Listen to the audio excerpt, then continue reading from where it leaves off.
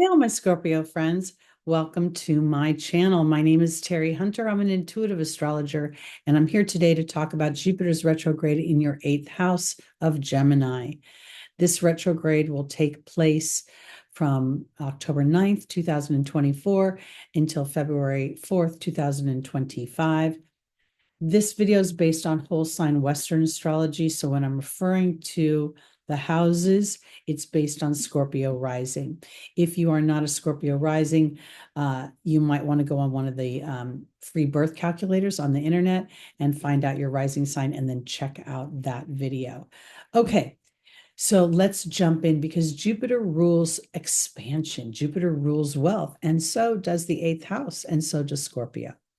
So there could be a lot of review about finances, wealth management, banking ideas, structures, Bitcoin, and things attached to other people's money, including inheritances and our taxes. The eighth house also rules power and control, and it rules sex. Those are just kind of the big key words. But for some reason, I'm keying in a little bit more on the potentials that this has to do more about finances and money.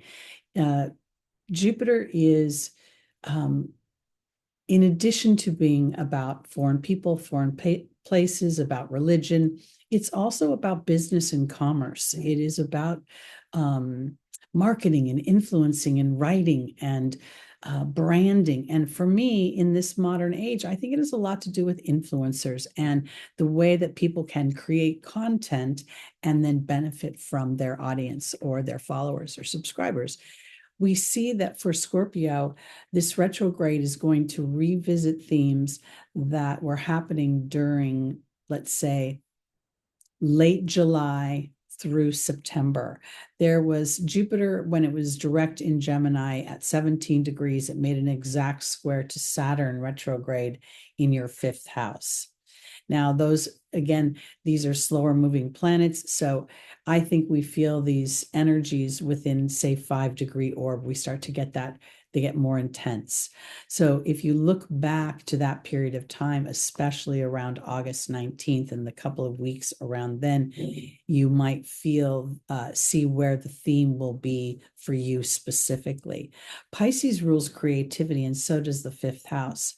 Pisces rules music and lyrics and photography and filmography. It also rules partying, spirits.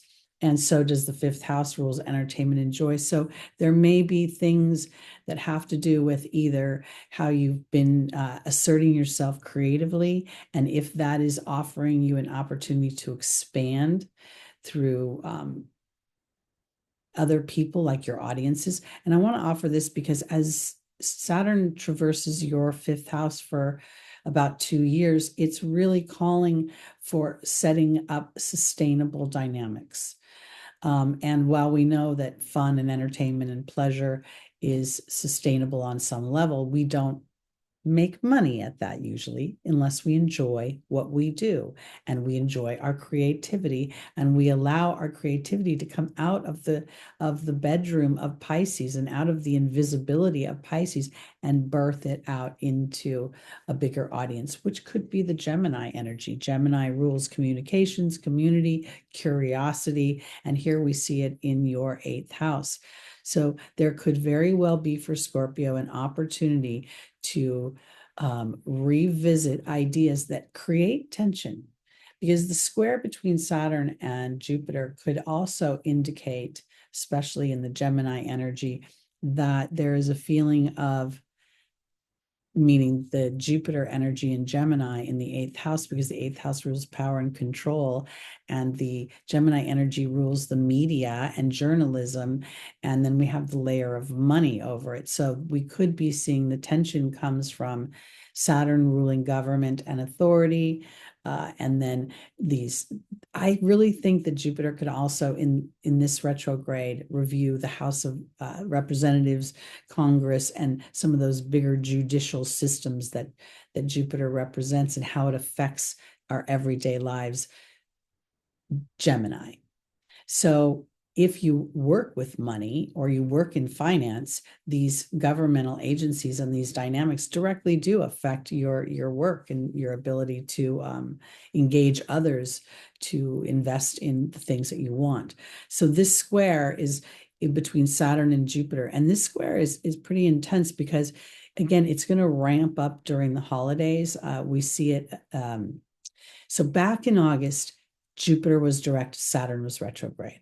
On December 24th, Jupiter will be retrograde and Saturn will be direct, and they will be exact at 14 degrees. Again, this is an energy that we will feel intensify, but we bring the dates in for the exactness, just, I don't know, because they're exact, but you feel it for weeks ahead of time. The tensions that grow during the holidays will take us all the way through January and through the inauguration time. These planets will be within 5 degrees squaring each other. So you very much could be like, oh my goodness, because the world is watching the presidential election here in the United States, and that affects money and affects everything.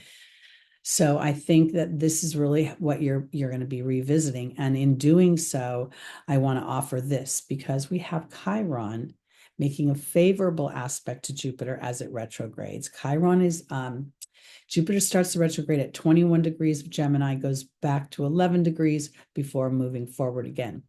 In the beginning of the retrograde in October, for quite some time until December, Jupiter and Chiron are in a sextile. Aries is your 6th house of work. So again, this very much is playing to me for Scorpio. That's going to be about finances and money and resources and things such as that, and using your creativity and not hiding your creativity or hiding, because you could be creative with money, you could be creative with numbers, you could be creative with cement. I mean, it doesn't mean you're just, an artist. So I think what we're going to see is Chiron supporting the illuminations that Jupiter has as it retrogrades back down the mountain, because Jupiter sits up here on the mountain, rules religion, rules monks and shamans that sort of sit above the people. But now Jupiter's in the house of the people and the community. So there is an opportunity to see wisdom extracted, understanding, maybe even seeing Pluto's retrograde, which is not involved right now, but is sitting in the background because Pluto's still in Capricorn until November. And so whatever Pluto is breaking down in Capricorn, Saturn rules Capricorn, government, leadership, ambition, drive, ego. There's a lot of stuff going on out there that will affect us directly.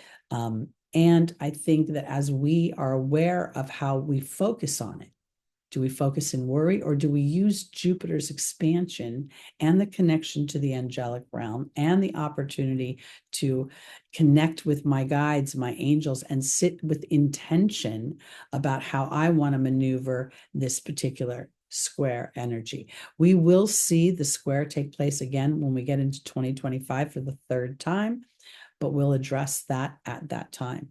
So that's pretty much it for me for Jupiter's retrograde. Again, my name is Teri Hunter. I'm an intuitive astrologer.